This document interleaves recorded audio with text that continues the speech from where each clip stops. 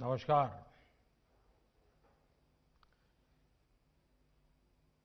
हे विधाता, दाओ दाओ मोदेर गौरव दावो। गुरुदेव ने कभी ये कामना छात्र छात्राओं के उज्जवल भविष्य के लिए की थी। आज विश्व भारती के गौरवमयी 100 वर्ष पर मेरी तरह पूरा देश इस महान संस्थान के लिए यही कामना करता है। हे विधाता, दाओ दाओ मोदे गौरव दावो। पश्चिम बंगाल के गवर्नर श्री जगदीप धनखड़ जी, केंद्रीय शिक्षा मंत्री डॉक्टर रमेश पोखरियाल निशंक जी, वाइस चांसलर प्रोफेसर विद्युत चक्रवर्ती जी, प्रोफेसर्स, रजिस्ट्रार, विश्व भारती के सभी शिक्षकगण, छात्र छात्राएं, अलुमनाई, देवी और सज्जनों, विश्व भारती इस विश्वविद्यालय के 100 वर्ष होना प्रत्येक भारतवासी के लिए बहुत ही गर्व की बात है। मेरे लिए भी ये बहुत सुखद है कि आज के दिन इस तपोभूमि का पुण्य स्मरण करने का अवसर मिल रहा है। साथियों, विश्व भारती की 100 वर्ष की यात्रा बहुत विशेष है। विश्व भारती मां भारती के लिए गुरुदेव के चिंतन, दर्शन और परिश्रम का एक साकार अवतार है। भारत के लिए गुरुदेव ने जो स्वप्न देखा था, उस स्वप्न को मूर्त रूप देने के लिए देश को निरंतर ऊर्जा देने वाला ये एक तरह से आराध्य स्थल है। अनेकों विश्व प्रतिष्ठित गीतकार, संगीतकार, कलाकार, साहित्यकार, अर्थशास्त्री, समाजशास्त्री, वैज्ञानिक, अनेकविध प्रतिभाएं देने वाली विश्व भारती नूतन भारत के निर्माण के लिए नित नए प्रयास करती रही है। इस संस्था को इस ऊंचाई पर पहुंचने वाले प्रत्येक व्यक्ति को मैं आदरपूर्वक नमन करता हूं, उनका अभिनंदन करता हूं। मुझे खुशी है कि विश्व भारती, श्रीनिकेतन और शांति निकेतन निरंतर उन लक्ष्यों की प्राप्ति का प्रयास कर रहे हैं जो गुरुदेव ने तय किए थे। विश्व भारती इसके द्वारा अनेकों गांवों में विकास के काम, एक प्रकार से ग्रामोदय का काम तो हमेशा से प्रशंसनीय रहे हैं। आपने 2015 में जिस योग डिपार्टमेंट को शुरू किया था, उसकी भी लोकप्रियता तेजी से बढ़ रही है। प्रकृति के साथ मिलकर अध्ययन और जीवन दोनों का साक्षात उदाहरण आपका विश्वविद्यालय परिसर है। आपको भी ये देखकर खुशी होती होगी कि हमारा देश विश्व भारती से निकले संदेश को पूरे विश्व तक पहुंचा रहा है।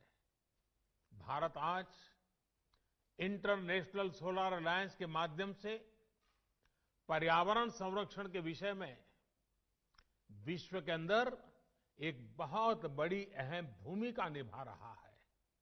भारत आज पूरे विश्व में इकलौता बड़ा देश है जो पेरिस एकॉर्ड के पर्यावरण के लक्ष्यों को प्राप्त करने के लिए सही मार्ग पर तेज गति से आगे बढ़ रहा है। साथियों, आज जब हम विश्व भारती विश्वविद्यालय के 100 वर्ष मना रहे हैं तो उन परिस्थितियों को भी याद करना आवश्यक है जो इसकी स्थापना का आधार बनी थी।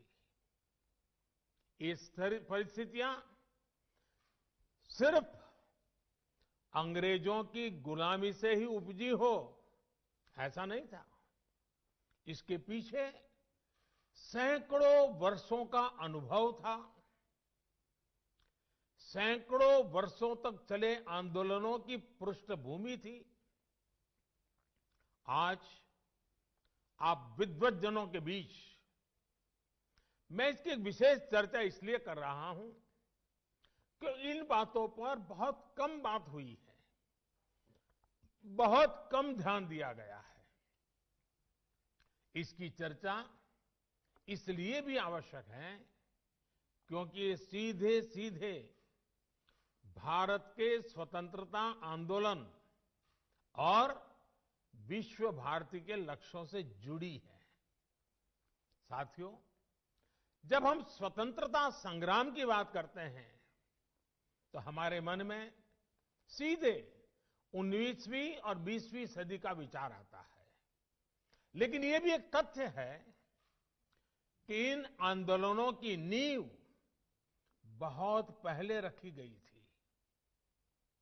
भारत की आजादी के आंदोलन को सदियों पहले से चले आ रहे अनेक आंदोलनों से ऊर्जा मिली थी।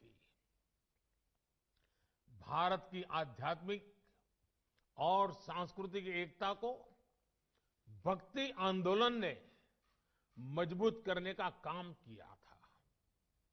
भक्ति युग में हिंदुस्तान के हर क्षेत्र, हर इलाके, पूर्व, पश्चिम, उत्तर, दक्षिण, हर दिशा में हमारे संतों ने, महंतों ने, आचार्यों ने देश की चेतना को जागरूक रखने का अविरत, अविराम प्रयास किया।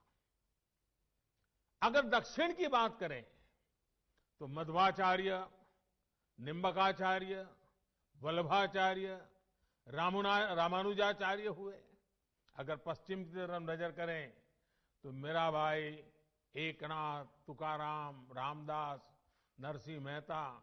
अगर उत्तर की तरफ नजर करें तो संत रामानंद, कबीरदास, गोस्वामी तुलसीदास, सूरदास, गुरु नानक देव, संत रैदास, अनगिनत महापुरुष। पूर्व की तरफ देखें,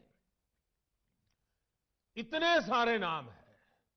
चैतन्य महाप्रभु और श्रीमद शंकर देव जैसे संतों के विचारों से समाज को ऊर्जा मिलती रही। भक्ति काल के इसी खंड में रसखान, सूरदास, मलिक मोहम्मद जायसी, केशवदास, विद्यापति, न जाने कितने महान व्यक्तित्व हुए जिन्होंने अपनी रचनाओं को और रचनाओं से समाज को सुधारने का भी, आगे बढ़ने का भी और प्रगति का मार्ग दिखाया। भक्ति काल में इन पुण्य आत्माओं ने जन जन के भीतर एकता के साथ खड़े होने का जज्बा पैदा किया। इसके कारण ये आंदोलन हर क्षेत्रीय सीमा से बाहर निकलकर भारत के कोने कोने में पहुंचा। हर पंथ, हर वर्ग, हर जाति के लोग भक्ति के अधिष्ठान पर स्वाभिमान और सांस्कृतिक धरोहर के लिए खड़े हो गए। भक्ति आंदोलन का वो डोर और भक्ति आंदोलन वो डोर थी जिसने सदियों से संघर्षरत भारत को सामूहिक चेतना और आत्मविश्वास से भर दिया। साथियों, भक्ति का ये विषय तब तक आगे नहीं बढ़ सकता जब तक महान काली भक्त श्री रामकृष्ण परमहंस जी की चर्चा न हो। वो महान संत जिनके कारण भारत को स्वामी विवेकानंद मिले। स्वामी विवेकानंद भक्ति, ज्ञान और कर्म तीनों को अपने में समाये हुए थे। उन्होंने भक्ति का दायरा बढ़ाते हुए हर व्यक्ति में दिव्यता को देखना शुरू किया। उन्होंने व्यक्ति और संस्थान के निर्माण पर बल देते हुए कर्म को भी अभिव्यक्ति दी, प्रेरणा दी। साथियों, भक्ति आंदोलन के सैकड़ों वर्षों के कालखंड के साथ साथ देश में कर्म आंदोलन भी चला। सदियों से भारत के लोग गुलामी और साम्राज्यवाद से लड़ रहे थे। चाहे वो छत्रपति शिवाजी महाराज हो, महाराणा प्रताप हो, झांसी की रानी लक्ष्मीबाई हो, कित्तूर की रानी चेन्नम्मा हो या फिर भगवान बिरसा मुंडा का सशस्त्र संग्राम हो। अन्याय और शोषण के विरुद्ध सामान्य नागरिकों के तप, त्याग और तर्पण की कर्म कठोर साधना अपने चरम पर थी। ये भविष्य में हमारे स्वतंत्रता संग्राम की बहुत बड़ी प्रेरणा बनी। साथियों, जब भक्ति और कर्म की धाराएं पूर्वहार थी तो उसके साथ साथ ज्ञान की सरिता का ये नूतन त्रिवेणी संगम आजादी के आंदोलन की चेतना बन गया था। आजादी की ललक में भाव भक्ति की प्रेरणा भरपूर थी। समय की मांग थी कि ज्ञान के अधिष्ठान पर आजादी की जंग जीतने के लिए वैचारिक आंदोलन भी खड़ा किया जाए और साथ ही उज्जवल भावी भारत के निर्माण के लिए नई पीढ़ी को तैयार भी किया जाए। और हम में बहुत बड़ी और इसमें बहुत बड़ी भूमिका निभाई उस समय स्थापित हुई कई प्रतिष्ठित शिक्षण संस्थानों ने, विश्वविद्यालयों ने। विश्व भारती यूनिवर्सिटी हो, बनारस हिंदू विश्वविद्यालय हो, अलीगढ़ मुस्लिम यूनिवर्सिटी हो, नेशनल कॉलेज हो जो आजकल लाहौर में है, मैसूर यूनिवर्सिटी हो, त्रिची नेशनल कॉलेज हो, महात्मा गांधी काशी विद्यापीठ हो, गुजरात विद्यापीठ हो, विलिंगडन कॉलेज हो, जामिया मिलिया इस्माइलिया हो, लखनऊ यूनिवर्सिटी हो, पटना यूनिवर्सिटी हो, दिल्ली विश्वविद्यालय हो, आंध्र यूनिवर्सिटी हो, अन्ना मलाई यूनिवर्सिटी हो, ऐसे अनेक संस्थान उसी एक कालखंड में देश में स्थापित हुए। इन यूनिवर्सिटीज में भारत की एक बिल्कुल नई विद्वत्ता का विकास हुआ। इन शिक्षण संस्थाओं ने भारत की आजादी के लिए चल रहे वैचारिक आंदोलन को नई ऊर्जा दी, नई दिशा दी, नई ऊंचाई दी। भक्ति आंदोलन से हम एकजुट हुए, ज्ञान आंदोलन ने बौद्धिक मजबूती दी और कर्म आंदोलन ने हमें अपने हक के लिए लड़ाई का हौसला और साहस दिया। सैकड़ों वर्षों के कालखंड में चले ये आंदोलन त्याग, तपस्या और तर्पण की अनूठी मिसाल बन गए थे। इन आंदोलनों से प्रभावित होकर हजारों लोग आजादी की लड़ाई के बलिदान देने के लिए, उस आजादी में बलिदान देने के लिए एक के बाद एक आगे आते रहे। साथियों, ज्ञान के इस आंदोलन को गुरुदेव द्वारा स्थापित विश्व भारती विश्वविद्यालय ने नई ऊर्जा दी थी। गुरुदेव ने जिस तरह भारत की संस्कृति से जोड़ते हुए, अपनी परंपराओं से जोड़ते हुए विश्व भारती को जो स्वरूप दिया, उसने राष्ट्रवाद की एक मजबूत पहचान देश के सामने रखी। साथ साथ उन्होंने विश्व बंधुत्व पर भी उतना ही जोर दिया। साथियों, वेद से विवेकानंद तक भारत के चिंतन की धारा गुरुदेव के राष्ट्रवाद के चिंतन में भी मुखर थी। और ये धारा अंतर्मुखी नहीं थी। वो भारत को विश्व के अन्य देशों से अलग रखने वाली नहीं थी। उनका विजन था कि जो भारत में सर्वश्रेष्ठ है, उससे विश्व को भी लाभ हो, और दुनिया में अच्छा है, भारत उससे भी सीखे। आपके विश्वविद्यालय का नाम ही देखिए, विश्व भारती। मां भारती और विश्व के साथ समन्वय। गुरुदेव सर्वसमावेशी और सर्वस्पर्शी सह अस्तित्व और सहयोग के माध्यम से मानव कल्याण के बृहद लक्ष्य को लेकर चल रहे थे। विश्व भारती के लिए गुरुदेव का यही विजन आत्मनिर्भर भारत का भी सार है। आत्मनिर्भर भारत अभियान भी विश्व कल्याण के लिए भारत के कल्याण का मार्ग है। ये अभियान भारत को सशक्त करने का अभियान है। भारत की समृद्धि से विश्व में समृद्धि लाने का अभियान है।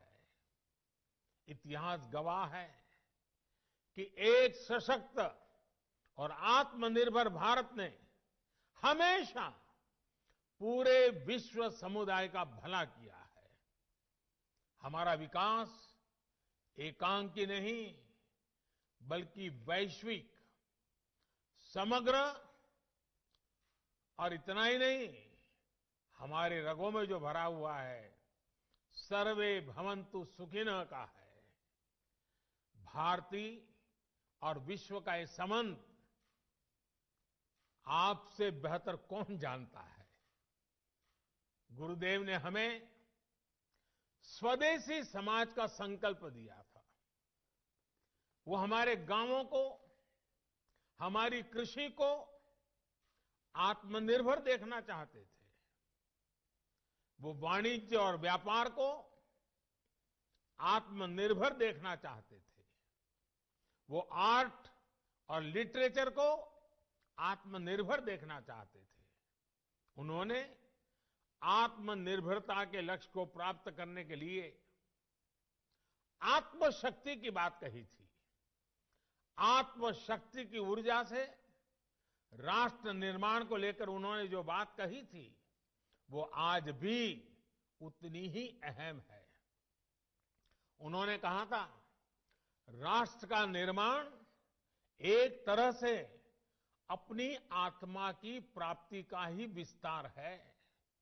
जब आप अपने विचारों से, अपने कार्यों से, अपने कर्तव्यों के निर्वहन से देश का निर्माण करते हैं, तो आपको देश की आत्मा से ही अपनी आत्मा नजर आने लगती है।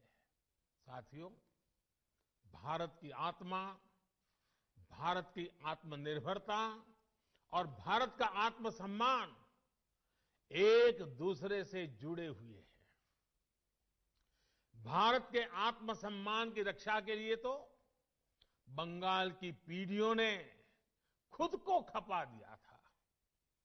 याद कीजिए, खुदीराम बोस को सिर्फ 18 साल की उम्र में फांसी चढ़ गई। प्रफुल्ल चाकी 19 वर्ष की आयु में शहीद हो गए। बीना दास, जिन्होंने बंगाल की अग्नि कन्या के रूप में जाना जाता है, सिर्फ 21 साल की उम्र में जेल भेज दी गई थी। प्रीतिलता वेडुडार ने सिर्फ 21 वर्ष की आयु में अपना जीवन न्योछावर कर दिया था।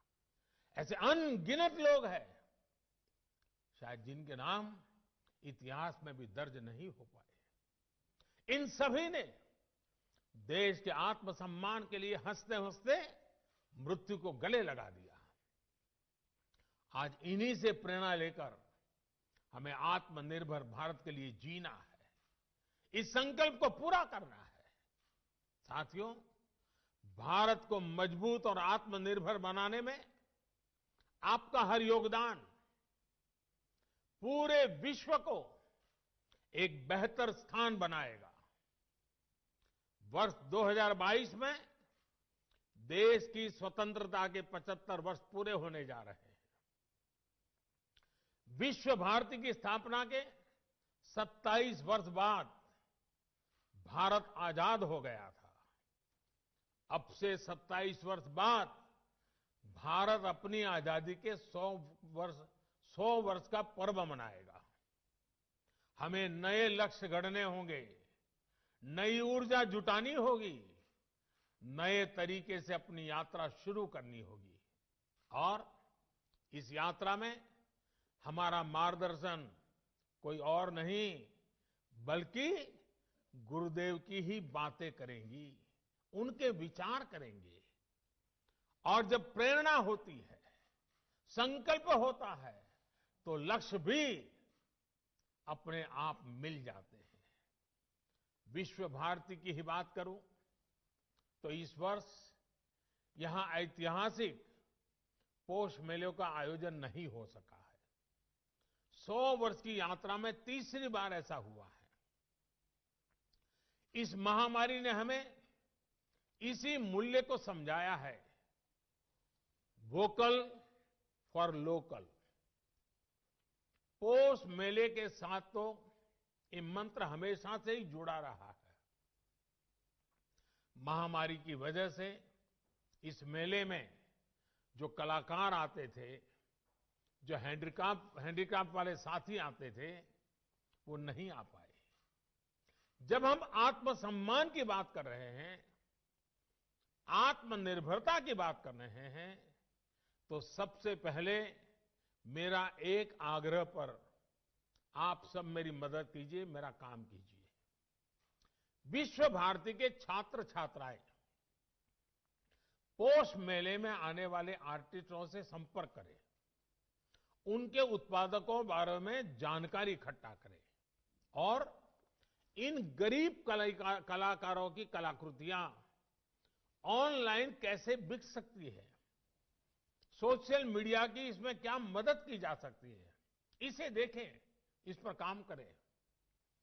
इतना ही नहीं, भविष्य में भी स्थानीय आर्टिस्ट, हैंडीक्राफ्ट, इस प्रकार के जो साथी अपने उत्पाद विश्व बाजार तक ले जा सके, इसके लिए भी उन्हें सिखाइए, उनके लिए मार्ग बनाइए। इस तरह के अनेक प्रयासों से ही देश आत्मनिर्भर बनेगा, हम गुरुदेव के सपनों को पूरा कर पाएंगे। आपको गुरुदेव का सबसे प्रेरणादायी मंत्र भी याद ही है, जोदी तोर डाक सुने क्यों ना आशे, तो भी एकला चलो रे। कोई भी साथ ना आए, अपने लक्ष्य की प्राप्ति के लिए अगर अकेले भी चलना पड़े तो जरूर चलिए। साथियों, गुरुदेव कहते थे, बिना संगीत और कला के राष्ट्र अपनी अभिव्यक्ति की वास्तविक शक्ति खो देता है और उसके नागरिकों का उत्कृष्ट बाहर नहीं आ पाता है। गुरुदेव ने हमारी समृद्ध सांस्कृतिक विरासत के संरक्षण, पोषण और विस्तार को बहुत महत्वपूर्ण माना था।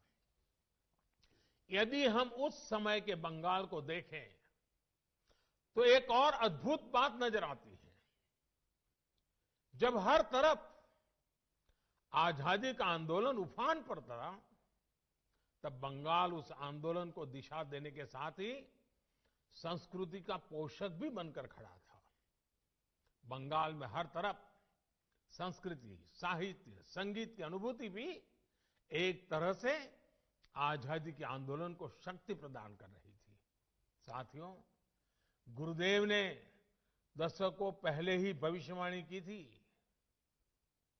और भविष्यवाणी क्या थी? उन्होंने कहा था, ओरे नोतुन जुगेर भोरे दिशने सोमोय कार्य वृथा सोमोय विचार खोरे ओरे नूतन जुगेर भोरे ऐशो ज्ञानी ऐशो कौर्मी नाशो भरतो लाजे बीरो धोर में पुन्नो कौर्मे विश्व हृदय राजो है। गुरुदेव के इस उपदेश को, इस उद्घोष को साकार करने की जिम्मेदारी हम सभी की है। साथियों, गुरुदेव ने विश्व भारती की स्थापना सिर्फ पढ़ाई के केंद्र के रूप में नहीं की थी। वो इसे सीट ऑफ लर्निंग, सीखने के लिए पवित्र स्थान के तौर पर देखते थे।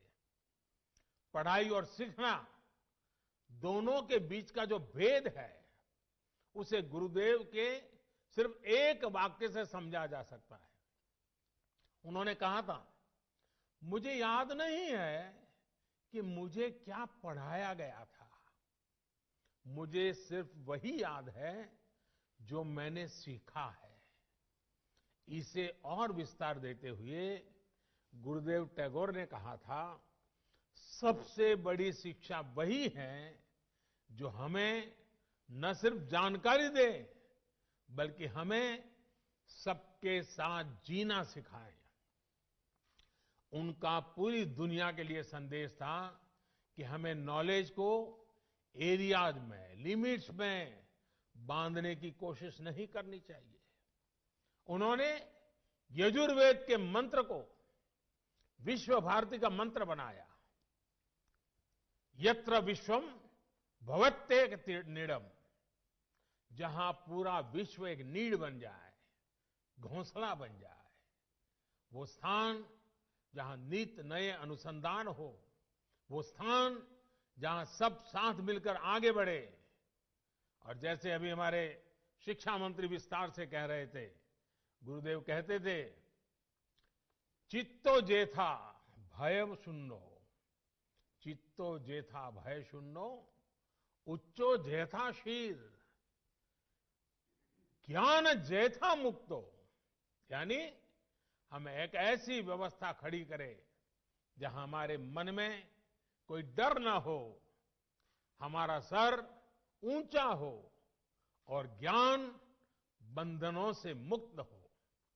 आज देश राष्ट्रीय शिक्षा नीति के माध्यम से इस उद्देश्य को पूरा करने का भी प्रयास कर रहा है। इस शिक्षा नीति को लागू करने में विश्व भारती की बड़ी भूमिका है। आपके पास 100 वर्ष का अनुभव है, विद्वत्ता है, दिशा है, दर्शन है, और गुरुदेव का आशीर्वाद तो है ही है। जितने ज्यादा शिक्षा संस्थानों से विश्व भारती का इस बारे में संवाद होगा, अन्य संस्थाओं की भी समझ बढ़ेगी, उन्हें आसानी होगी। साथियों, मैं जब गुरुदेव के बारे में बात करता हूं तो एक मोह से खुद को रोक नहीं पाता। पिछली बार आपके यहां आया था, तब भी मैंने इसका थोड़ा सा जिक्र किया था। मैं फिर से गुरुदेव और गुजरात की आत्मीयता का स्मरण करा रहा हूं। ये बार बार याद करना इसलिए भी जरूरी है क्योंकि ये हमें एक भारत श्रेष्ठ भारत की भावना से भरता है। ये दिखाता है कि अलग अलग भाषाओं, बोलियां, खान पान, पहनावे वाला हमारा देश एक दूसरे से कितना जुड़ा हुआ है। ये दिखाता है कि कैसे विविधताओं से भरा हमारा देश एक है, एक दूसरे से बहुत कुछ सीखता रहा है। साथियों, गुरुदेव के बड़े भाई सत्येंद्रनाथ टैगोर जब आईसीएस में थे तो उनकी नियुक्ति गुजरात में अहमदाबाद में भी हुई थी। रविन्द्रनाथ टैगोर जी अक्सर गुजरात आ जाते थे और उन्होंने वहां काफी लंबा समय भी बिताया था। अहमदाबाद में रहते हुए उन्होंने अपनी 2 लोकप्रिय बांग्ला कविताएं बंदी ओ अमार और नीरव रजनी देखो, ये दोनों रचनाएं की थी। अपनी प्रसिद्ध रचना क्षुधित पाषाण का एक हिस्सा भी उन्होंने गुजरात प्रवास के दौरान ही लिखा था। इतना ही नहीं, गुजरात की एक बेटी श्रीमती हटी सिंह गुरुदेव के घर में भी वो बहू बनकर भी आई थी। इसके अलावा एक और तथ्य है जिस पर हमारे विमेन एम्पावरमेंट से जुड़े संगठनों को अध्ययन करना चाहिए। सत्येंद्रनाथ टैगोर जी की पत्नी ज्ञानंदिनी देवी जी जब अहमदाबाद में रहती थी तो उन्होंने देखा कि स्थानीय महिलाएं अपने साड़ी के पल्लू को दाहिने कंधे पर रखती है। अब दाएं कंधे पर पल्लू रहता था, इसलिए महिलाओं को काम करने में भी कुछ दिक्कत होती थी। ये देखकर ज्ञानंदिनी देवी ने आइडिया निकाला कि क्यों न साड़ी के पल्लू को बाएं कंधे पर लिया जाए। अब मुझे ठीक ठीक तो नहीं पता, लेकिन कहते हैं कि बाएं कंधे पर साड़ी का पल्लू उन्हीं की देन है। एक दूसरे से सीखकर, एक दूसरे के साथ आनंद से रहते हुए, एक परिवार की तरह रहते हुए हम उन सपनों को साकार सकते हैं जो देश की महान विभूतियों ने देखे थे। यही संस्कार गुरुदेव ने भी विश्व भारती को दिए हैं। इन्हीं संस्कारों को हमें मिलकर निरंतर मजबूत करना है। साथियों, आप सब जहां भी जाएंगे, जिस भी फील्ड में जाएंगे, आपके परिश्रम से ही एक नए भारत का निर्माण होगा। मैं गुरुदेव की पंक्तियों से अपनी बात समाप्त करूंगा। गुरुदेव ने कहा था, ओरे गृहो बाशी खोल द्वार खोल, लागलो जे दोल स्थोले जोले मोबो तोले, लागलो जे दोल दार खोल दार खोल। देश में नई संभावनाओं के द्वार आपका इंतजार कर रहे हैं। आप सब सफल होइए, आगे बढ़िए और देश के सपनों को पूरा करिए। इन्हीं शुभकामनाओं के साथ आप सभी का एक बार बहुत बहुत धन्यवाद। और ये शताब्दी वर्ष हमारी आगे की यात्रा के लिए एक मजबूत मील का पत्थर बने, हमें नई ऊंचाइयों पर ले जाएं और विश्व भारती जिन सपनों को लेकर के जन्मी थी, उन्हीं सपनों को साकार करते हुए विश्व कल्याण के मार्ग को प्रशस्त करने के लिए, भारत के कल्याण के मार्ग को मजबूत करते हुए आगे बढ़े। यही मेरी आप सबसे शुभकामनाएं। बहुत बहुत धन्यवाद।